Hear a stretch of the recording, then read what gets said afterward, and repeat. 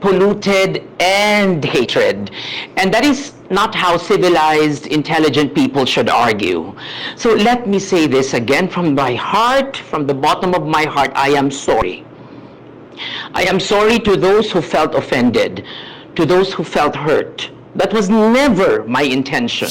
President Rodrigo Roa Duterte did not surrender himself to the International Criminal Court. Nope. It's too late. You're finished. You're done. Hoy, bakula, wag ka na mag-sorry. Anak ng Petrang Garapata, nasabi mo na at nailabas mo na lahat ng saloobin mo dyan sa pagkaka-kidnap na yan ni dating Pangulong Rodrigo Duterte ng administrasyon na to. Kahit anong palusot mo dito sa video na to, nahubarang ka na, aklang kanal, walang yaka. Nagpataas-taas pa talaga ng kamay kay dating Pangulong Rodrigo Duterte. Tapos bigla mong i-justify yung ginawang pagkidnap ng administrasyon na to kay Tatay Digong at pagpapatapon sa kanya dyan sa ICC. Walang yaka pala, aklang kanal ka. Isa ka pala sa mga mangga, ika nga. Nagpataas-taas ka pa ng kamay, nagpa-endorse ka pa kay Tatay Digong. Dilawang ka pa pala sa pink, walang yaka. Dito sa video na to, ika nga bababaran ho natin itong Regal Olive. Regal Olive yung pangalan mo, Brad. Dapat hindi Regal pangalan mo eh. Dapat pangalan mo John. Pangalan mo Eric. Pangalan mo Brandon. Anak ng towa. Maton na maton datingan mo eh. Pinahaba mo lang buhok mo eh. Balita ho natin, idol daw ho niya si Imelda. Baka si Imelda nagutos sa kanya. Hindi, kayo naman nananahimik na yung asawa noong diktador na magnanakaw. Hindi ka ba napag-utusan ng idolo mong si Imelda Marcos, ha? Regla Olivia.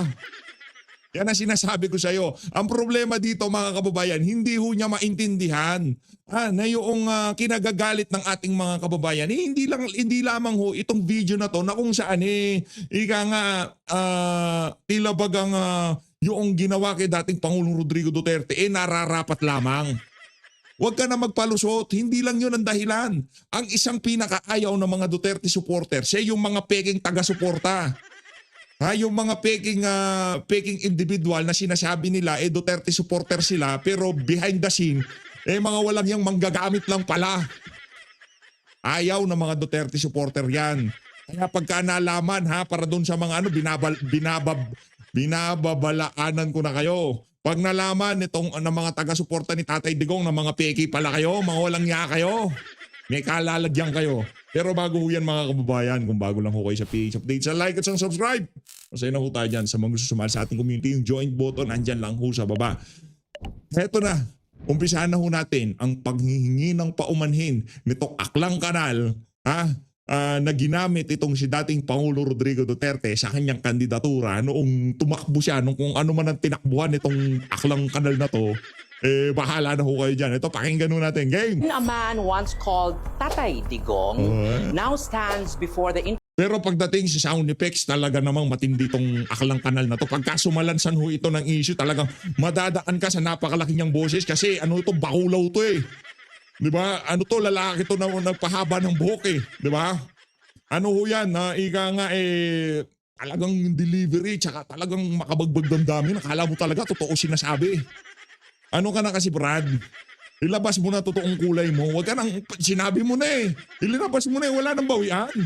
Ang problema kasi parang gusto mo pang wala na, touch mo, Brad, touch mo.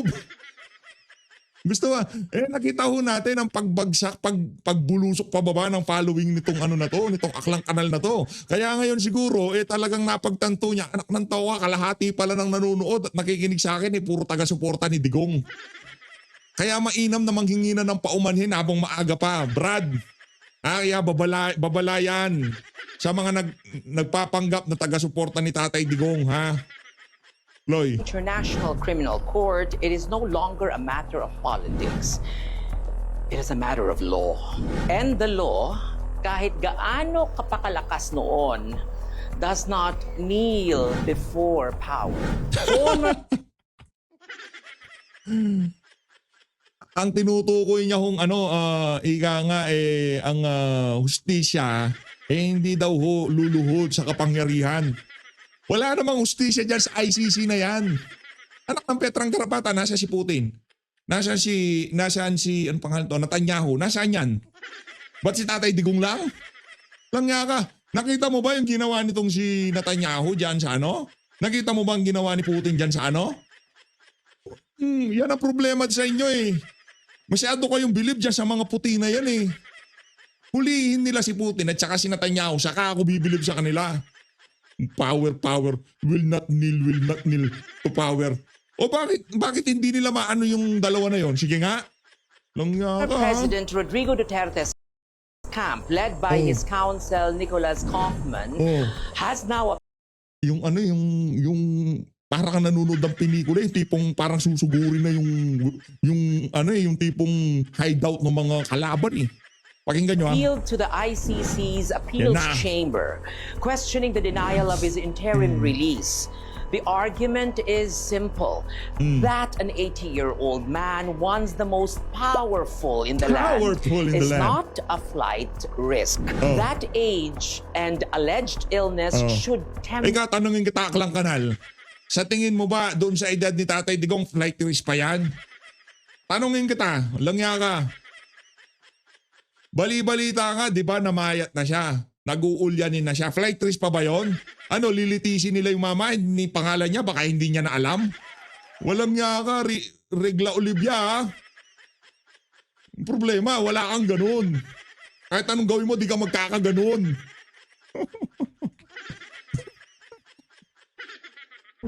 just Ano ang problema eh, di ba? Yung tipong banatan mo si Tatay Digong. Bala subasan. Sige. Kaya din ng mga taga-suporta ni Tatay Digong. this Yeah. with compassion. But the Rome Statute, particularly Article 60, Paragraph 2, provides Yan. Labasan mo kami ng article mo. Labasan mo kami. Anak ng toka. International law expert na rin ngayon tong si Regla Olivia. Anak ng Petrang Karapata. that release may only be granted if the court is satisfied that Kita yung delivery. If the court is satisfied. such release will not endanger the proceedings or the safety of Proceeding. victims and witnesses or Proceeding. risk the accused's flight. And here lies the crux of it. The ICC did not find comfort in Duterte's assurances. Kasi malaki ang bigay ng administrasyon ni Marcos Jr. dyan sa ICC para hindi pa kawalan itong si Tatay Digong. Ano ka? Ay, ewan ko ha. Eto ho, pera-pera to. Itong ICC na to, pera-pera. Wala na ho silang wala na silang subsidiya sa Amerika. Marami na hong nag-alisang bansa dyan sa ICC na yan kasi pinapakita nila na napakabanal nila. Yung moral compass nasa kanila pero hindi naman, pero yung mga mismong kasapi dyan sa korte na yan, napakaraming problema. Yun natin. Because how can the Yeah. court be at ease when even his own family, the sitting vice president herself, Nako. has publicly denounced the ICC's jurisdiction? Wala silang jurisdiction. Kasi hindi na tayo kasali. Naku, pati si Bibi pala, binanatan mo. Naku, walang yang Aklang Kanal ka. Talaga may kalalagyan ka. May talagang... Ito sa tingin ko, itong video ko na to, walang kwenta to kumpara doon sa mga ibang sasalansan sa'yo, Brad. Ayusin mo, ha? Ayusin mo. Balita ko, ano na daw tong putotoy nito eh. Langya ka, ha? Kaya pala ano ka bigla kang bumahag. Langyang to. And words like "we will never surrender him" echo louder than the pleadings of Echo louder than the anak ng... Ayoko na. Nangungunsumi na ako sa iyo, Brad. Ayoko nang pakinggan niya ang iyong mga banat na yan. Kumbaga pinanood natin yan para maintindihan natin ang context. Kasi di natin pinapanood ang video nitong Aklang Kanal na to, sa totoo lang ha. Hindi ko pinapanood. Kasi nung nakita kong pinopost ito ni Sir EB, sabi ko sino ba tong Aklang Kanal na to? Bakit? Nung tinignan kong page niya, marami siyang followers. 1.6 million. Ganon. Karamihan dyan sigurado nasa Mindanao at saka Cebu area. Kasi nung una ipinakita mo na taga-suporta ka ni Tatay Digong at kahit papaano nagbibisaya ka. Diba?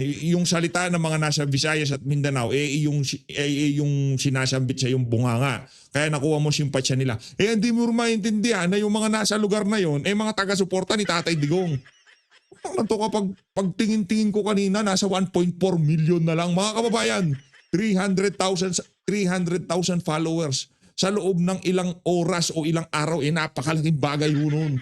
Ang tagal hong ika nga, kinayod, ika nga talaga namang pinaghirapan itong si Regla Olivia yung ano na yun.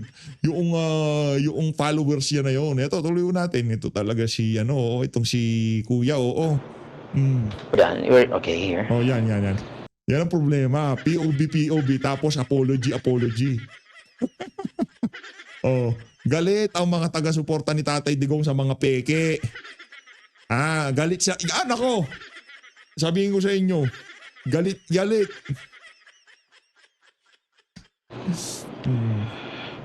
Talagang naglagay ka pa ng santo sa likod ng frame mo para talaga makabagbag ng damin. Bakit wala ka bang sound effects dito sa video na to? Wala kang sound effects? Kaya idadaan natin sa pagiging religyoso mo? Hindi, religyoso babae. Religyoso lalaki. Lalaki pa rin naman yun kahit anong gawin yun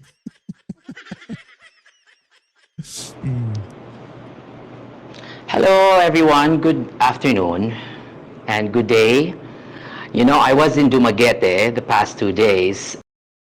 By the way, hindi ako siya nagsabi na lalaki yan. Ang Rappler. Kasi tinignan ko yung itong sinong candidate for representative of Lone District of the City of Mandaue, Cebu. Tumakbo ho yang si Regal Alonzo Olivia. Ang kanyang pangalan, full name Regal Alonzo Olivia, first name Regal, middle name Alonzo, surname Olivia. Di ko alam kung yan talaga totoo niyang pangalan Baka Jerry or Rafi o Brandon. Baka yun ang totoo niyang pangalan. Baka pangalan niya lang yan pagkagabi, hindi ko natin alam. Surname niya Oliva, alias Regal. Pinanganak siya noong June 18, 1988. Ito, nasa nasa Rappler ho itong mga dokumento na to ang kanyang gender dito male, kalalakihan, barako. Hindi ho yan. Hindi ho yan yung Regal Alonzo Olivia. Tingin ko pagka nag-apology siya, ganyan talaga nagiging mukha niyan. And I did not know the ramifications of what has Yan ang problema Yung ramification, pahihirapan nyo pa yung mga kababayan nating manonood na hindi naman nakakaintindi ng mga salita na yan, pinapahirapan. Halimbawa, si PH Update, malay ko ba ibig sabihin ng ramification na yan? Ayusin mo, magsusorry ka na nga lang. Yung maiintindihan na namin. happened and what I previously posted on a POV. Para But before anything else, para magtunog matalino ramification. allow me to begin with an apology, a very sincere one. To those who may have been hurt by the words and phrases I used in one of my previous POVs when I discussed about the appeal of former President and incumbent Mayor of Davao City, Rodrigo Duterte, in the International Criminal Court. I admit it was poorly written.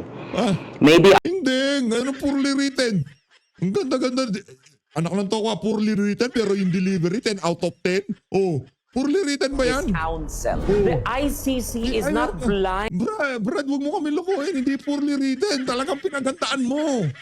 Anak ng toko, ipapublish mo dyan sa dyan sa Facebook page mo ng poorly written. Abogado ka? Nagdadahilan. Markado ka na. Kahit anong gawin mo. Para sa mga nakapalo pa dito sa Bakulaw na to, mag-unfollow na kayo Sa mga subscriber ko dito sa PH Update, check nyo yung FB nyo. Tapos i-type nyo yung Regal Olivia. Yan. I-type nyo yan, lalabas yan. Pag nakafollow kayo dyan, mag-unfollow kayo dyan sa Bakulaw na yan. Aklang Bakulaw yan. Di ba? I was tired, maybe I wanted to sound poetic, or maybe I just wanted to stir conversation. And yes, I got what I wanted. The discussion happened. But most of it, sadly, Masaya ka naman sa nakuha mo. Imbes na ginagawan ko ng reaction video yung mga nangyari sa Senado ngayong araw. Anak ng toka, pag mumukha mo nakikita ko, sa totoo lang, asiwa ako dyan. Pati dyan sa herdo mo na yan, hindi natin malaman na binugahan ng ano, di ba? Ano ba pinampapain mo dyan? Langya ka. Parang malagkit eh. Hindi gumagalaw eh. Spray net. Oh, di ba? Baka meron siyang salon.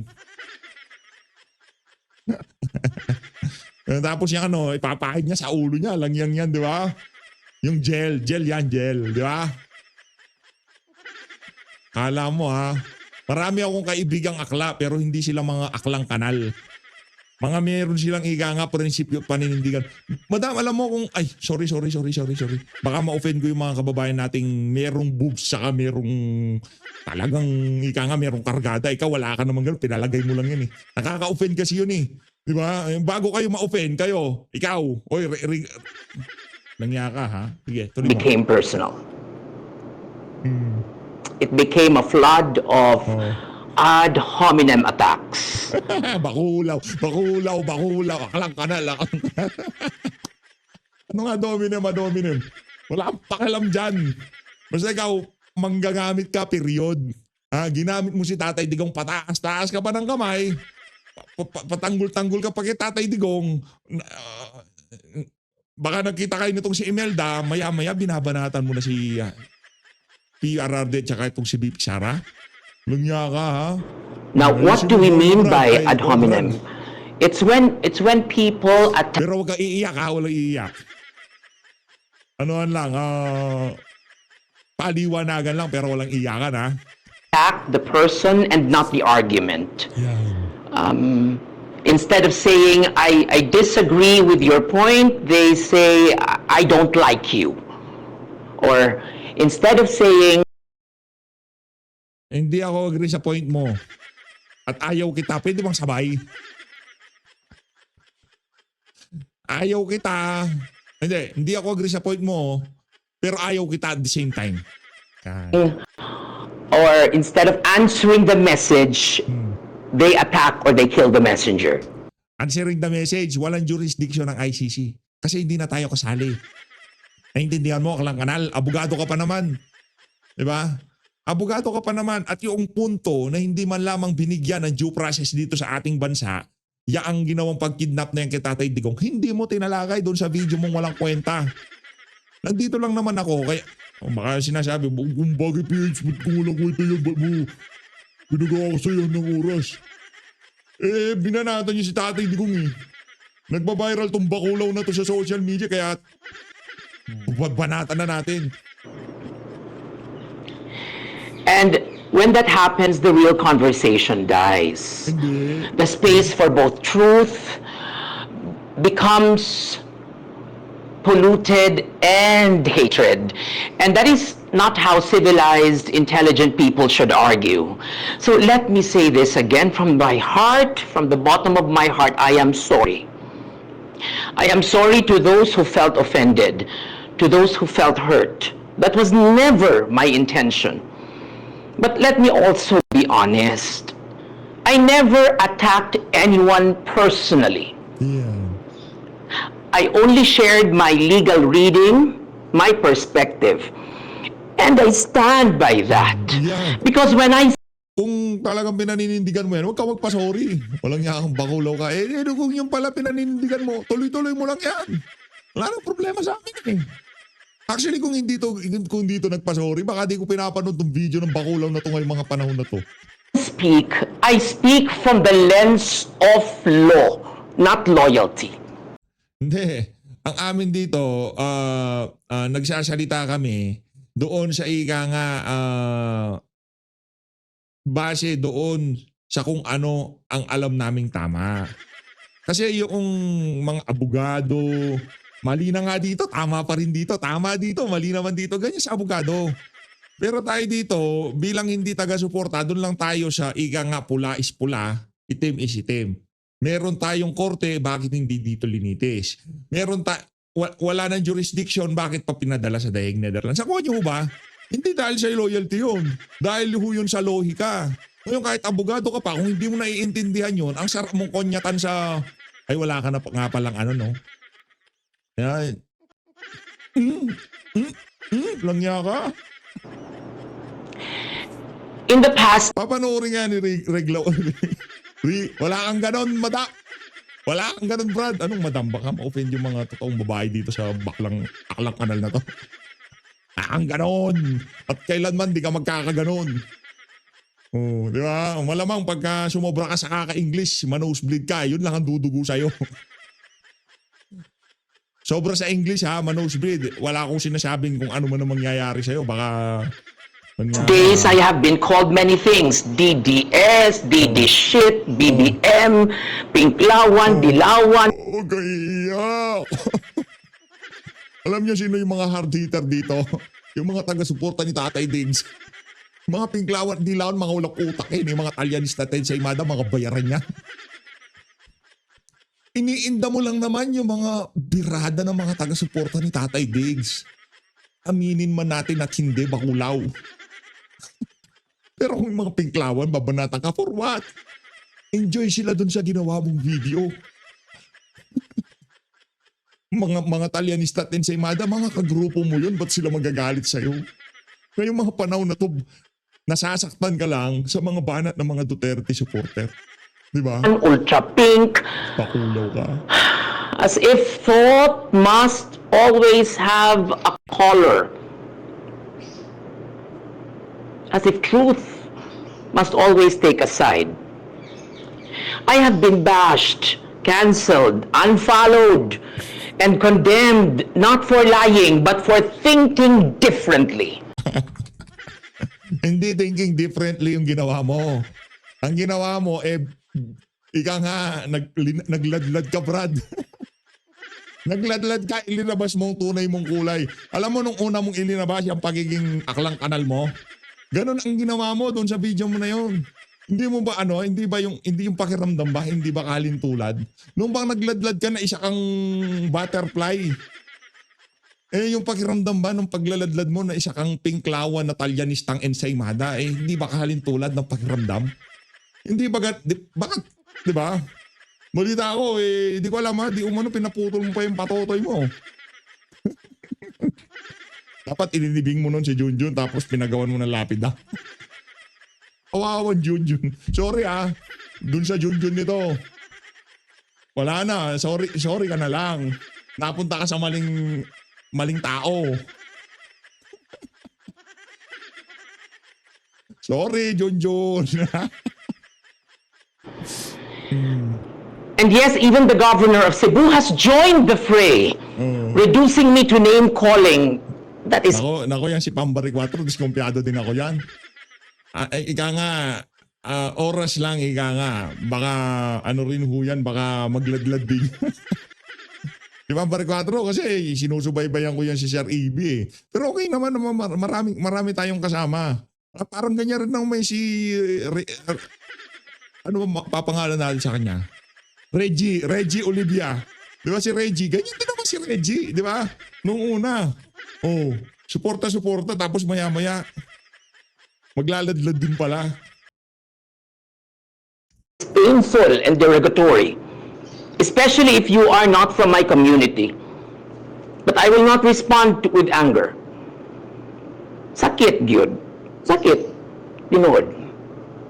But I will not exchange insult for insult.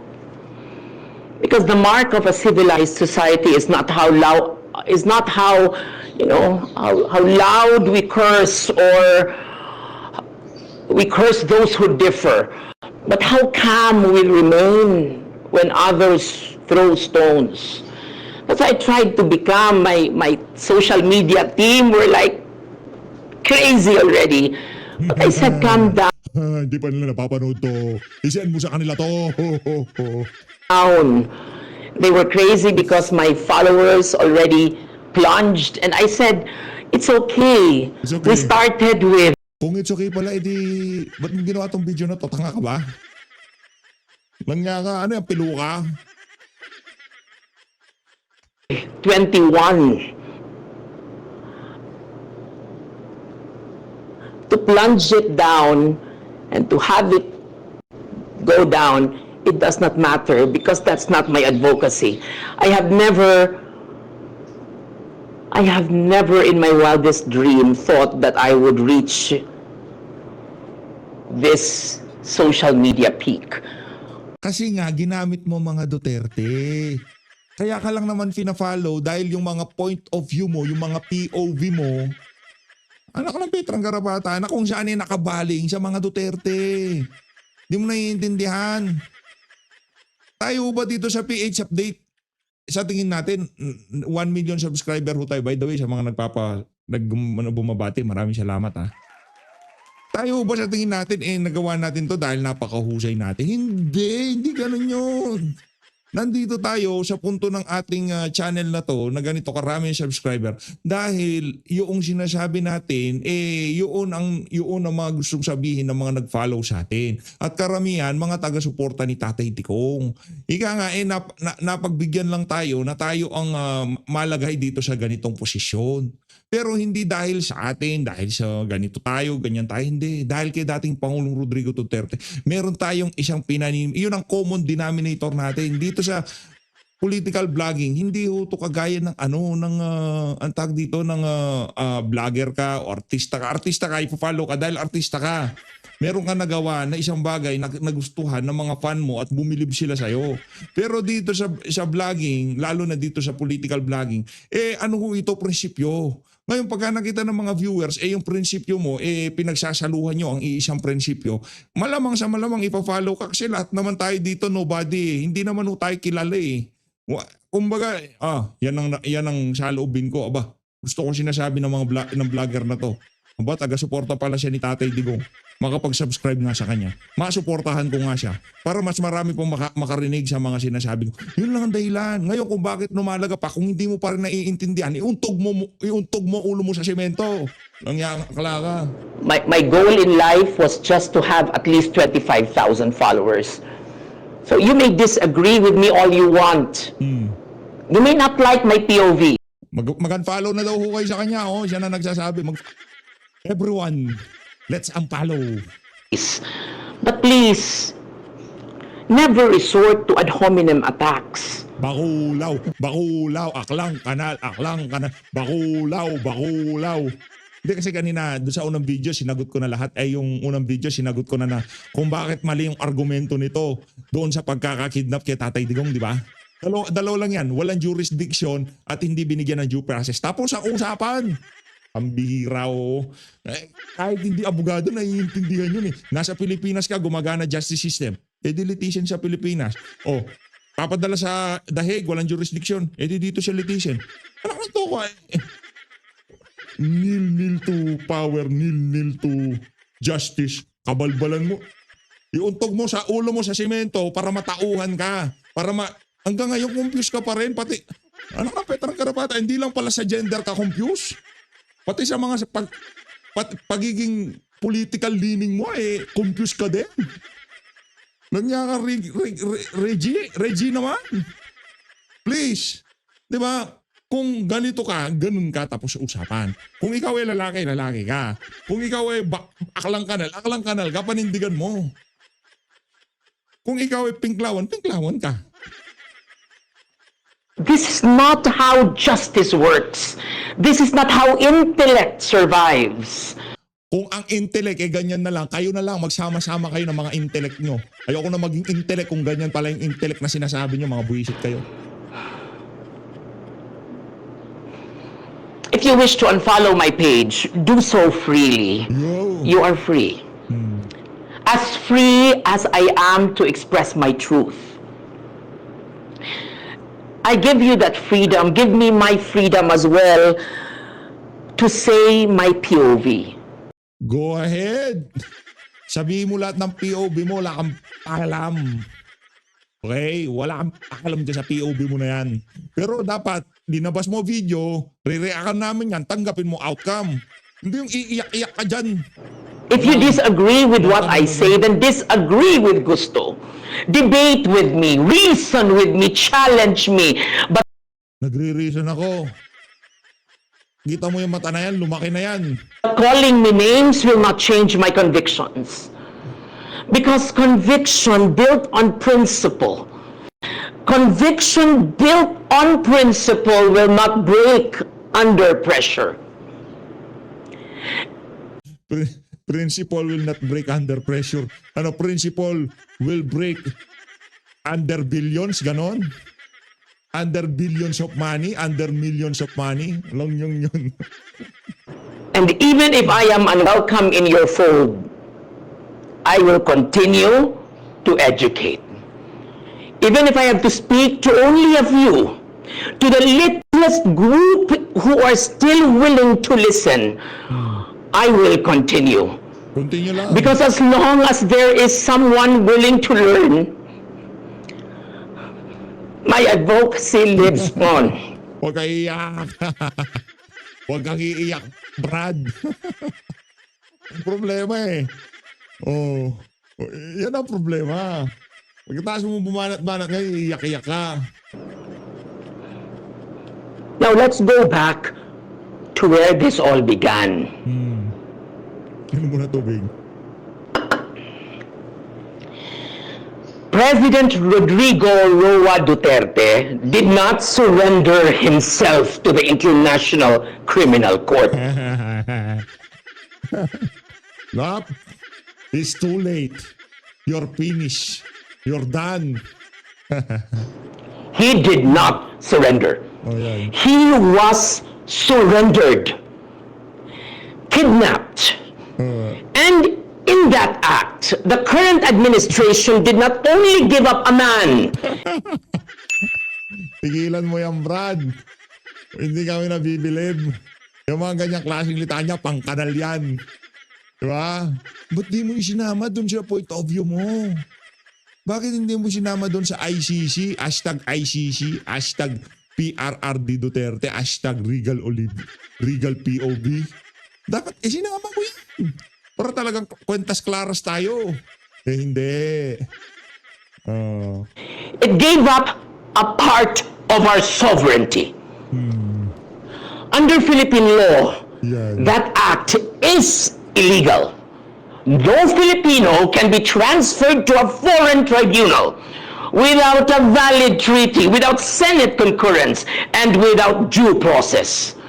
That is why Davao City Acting Mayor Sebastian Baste Duterte was correct when he filed criminal charges against those responsible for the illegal arrest and surrender of his father to The Hague. Sakto to! Filing kaso tong mga tauhan na si Remulla ang Wala na. Wala na, Brad. Tapos na. Yun na. Ilabas mo yan. Labas mo sa mga loob mo. Pero, ito sinisigurado ko sa'yo. Markado ka na. Ngayon siguro na-realize mo na, grabe. Ilang oras pa lang, 300,000 na wala sa followers ko. So kung 1 million ako, 400,000, ilang araw lang to, baka balik akong 500,000. Pero hindi na bababayan ng siguro 500,000. Pero pag nagtulong-tulong ang mga Cebuano, karamihan puro Cebuano viewers itong bakulaw na aklang kanal na to. Alam mo sa malamang, mga Dabawenyo, tsaka mga Cebuano, mga taga Visayas. Kasi yung mga ibang content niya, yung dialect Visaya.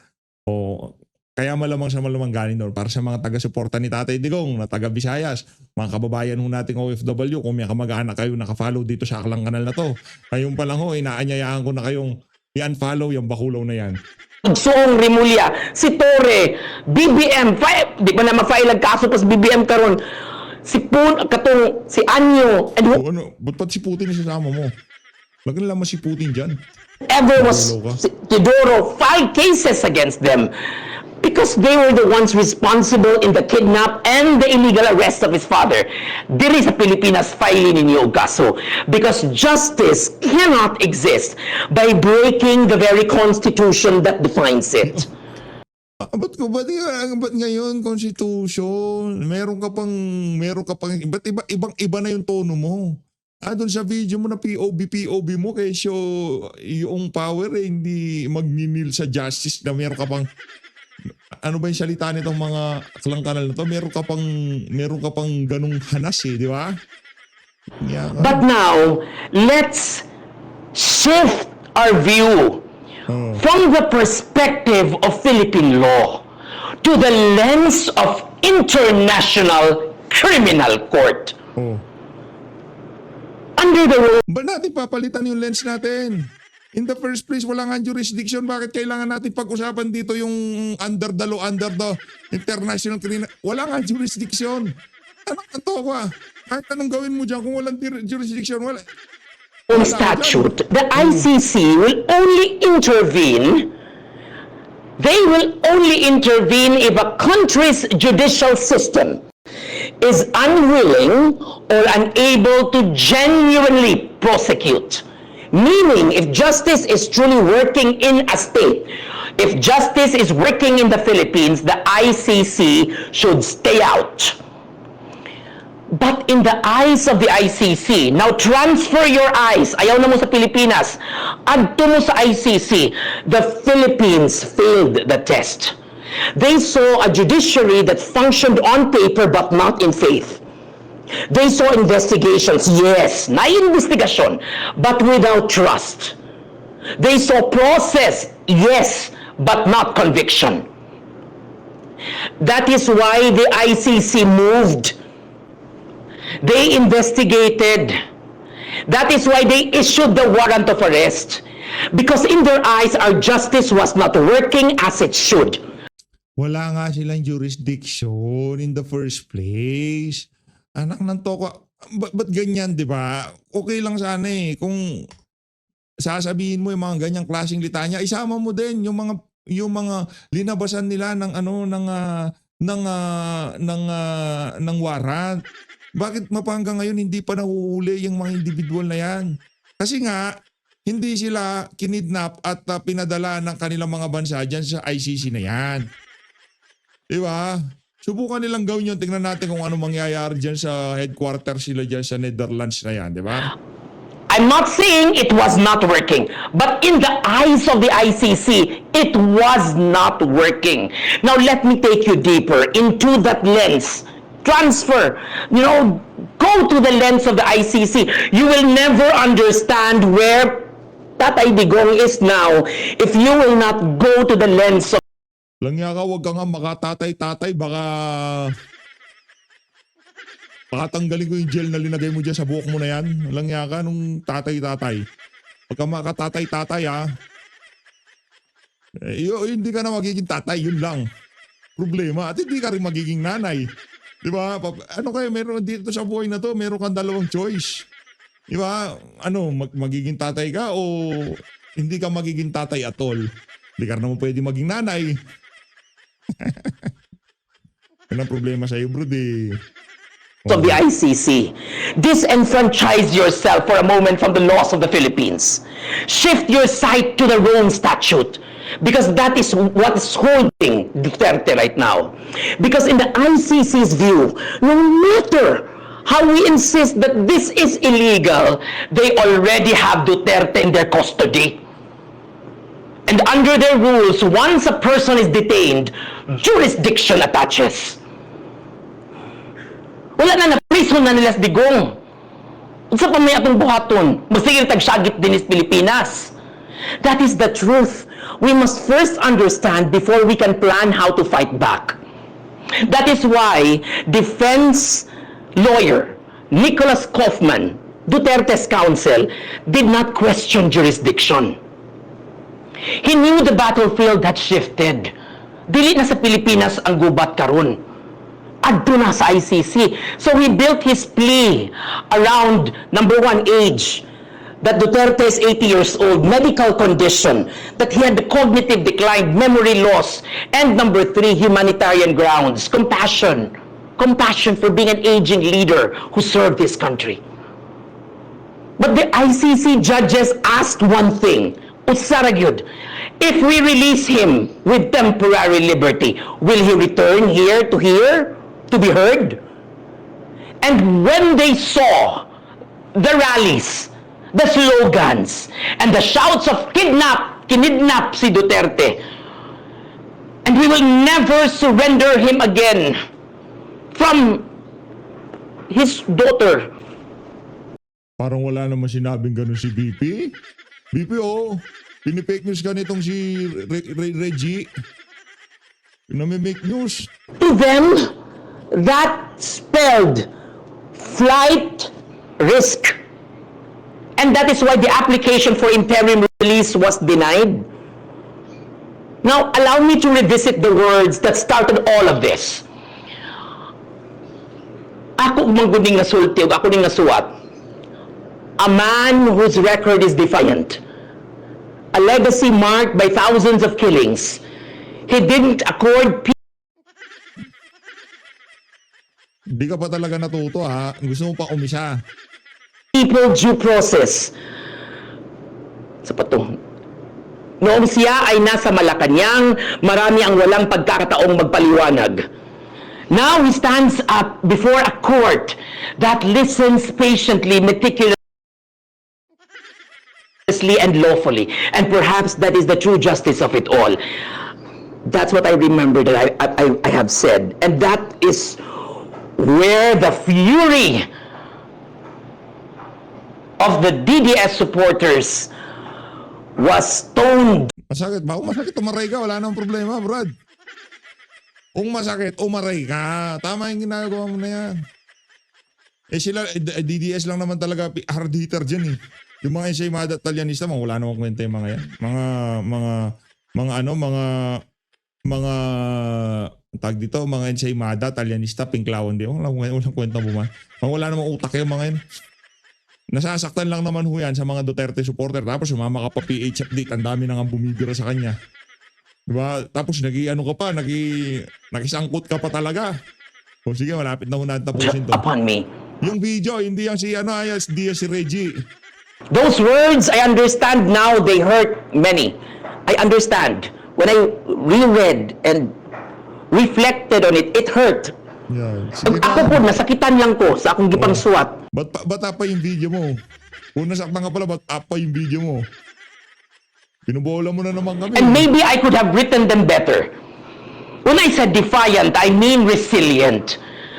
Never have we seen a leader who was so defiant to the international community. Iya kung gikontrang Amerika pag presidente niya. When I said a legacy marked by killings, I was quoting the prosecution's argument, not stating a fact. It was the prosecution's argument. And that is why naikaso karon sa ICC. And when I said he didn't accord due process, I echoed the accusation. That was not my judgment. And when I said now he stands before a court that listens patiently, what I truly meant was this. For the first time, the very man accused of denying due process, he was accused that he denied due process in the Philippines when he was president. But now he is given the full measure of it. Lang yan. Ano ba point mo? Para palalamin yung yung debate, yung argumento, yung diskusyon. Hindi. Linulubog mo lang sarili mo, Brad. The very fairness he was said to have denied, he now receives completely. And that perhaps is where justice finds its quiet irony.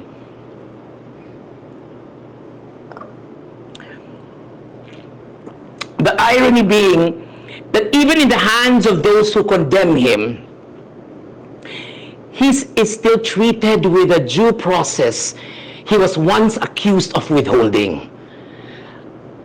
Ingon anak kamaayo ang balaod, In due time, ika nga, marami ho tayong pagkukwentuhan dyan sa mga aligasyon kay Tatay Tigong na yan. Kasi sa mga mga kasama natin na nagtatanong kung bakit sa mga nakalipas na araw, andalang ng upload natin. Kasi nagpunta ho tayo ng Davao. Yan, di ba? Grabe ho yung lugar ni dati Pangulo Rodrigo Duterte. Sobrang nag-enjoy ho tayo. No? Pumasyal ho tayo. Nakita ho natin yung na kingdom. Tayong napakalaking gusali na itinayo ng KOGC. Napakaganda ho. Punta ho tayo dyan sa mga magagandang lugar dyan sa Davao City, no. Sa susunod, bala ko natin magpunta ulit dyan, pupunta tayo dyan sa Samal Island. Yan. Kaya, pero yung mga mga urban legend na kwento ng mga taga ron, tsaka solid ho. Na ano lang ho tayo, na-amaze ho tayo na meron palang lugar sa Pilipinas na ganun kaganda at ganun kalinis. Yung mga tao, ang babait. Ang babait ho, sa totoo lang. Ang babait ng mga tao dun. At yung pag-welcome nila sa mga bisita, ano ho sila, yung pare-pare sila, yung tipong alam ho nila kung anong nangyayari sa ating bansa, alam ho nila kung anong klaseng kalukuhan ang ginagawa ng administrasyon na to. Ika nga malalim ho sila sa pag-intindi sa nangyayari ngayon sa politika sa ating bansa. Sa mga na mga video siguro, pag-usapan natin yan. Kung anak pud kabugat ang mustisya. I talk in the language of the law. And I was not mocking. That is not mockery. That is faith. Faith that even when politics shouts, the law still listens. You know, I like the learnings and the knowledge I've read from Sas Rogando Sasot. She said, Duterte is the first Asian leader to be brought under ICC jurisdiction. And that is a problem, or that is a concern, because maybe the judges in the ICC would like to prove something. First Asian, because for decades only African leaders were tried.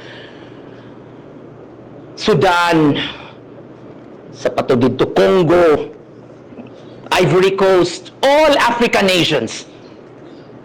Now the ICC reaches its tentacles to Asia. And the Philippines becomes the testing ground. In Southeast Asia, Cambodia na lang nagpabiling na membro sa ICC. But we were a member before 2019. So that is where the 3 counts of the cases filed against President Duterte lie. When he was in his early days as mayor, when he was the first 3 years of presidency, and up to 2019. Sa Philippines, but this does not, sa Philippine, ICC saw only 2 persons being justices or judges in the ICC. Justice Raul Pangalanan and Justice and former Senator Miriam Defensor Santiago. Now, for the first time, a Filipino does not sit in the bench. He stands before it. But this does not make him small. It makes him symbolic. Because in his person, the world is not judging a man. It is testing the strength of our nation's sovereignty. For 7 months, we have rallied, marched, and shouted. We did almost everything, and yet Tatay Digong remains detained. Maybe it's time to change our strategy. Remember his own words. Nisultigid ano si Duterte, huwag niyo nang pakialaman ang kaso ko sa ICC. That was not surrender, that was strategy. Because Rodrigo Duterte is not just a man of courage. He is a man of strategy.